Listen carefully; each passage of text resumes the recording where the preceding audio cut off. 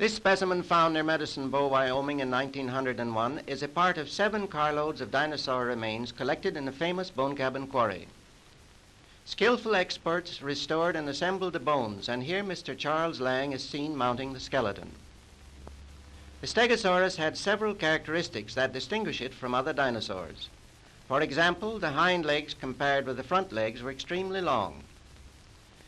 The feet of this specimen are more complete than in previous finds, adding much to our knowledge of its anatomy.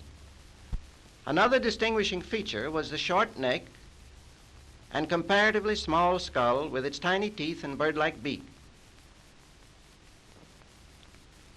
The brain of this huge creature weighed only 2.5 ounces, whereas the enlarged spinal cord in the sacrum weighed 20 ounces. Many anatomists have speculated on the significance of this enlargement.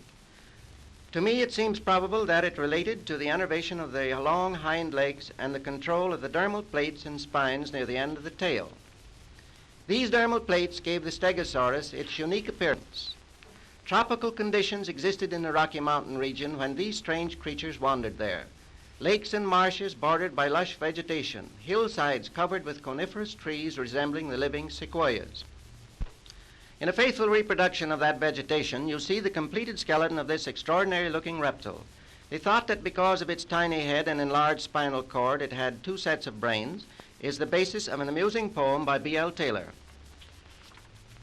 Behold the mighty dinosaur, famous in prehistoric lore, not only for his weight and strength, but for his intellectual length. You will observe by these remains the creature had 2 sets of brains, one in his head, the usual place, the other at his spinal base. Thus, he could reason a priori as well as a posteriori.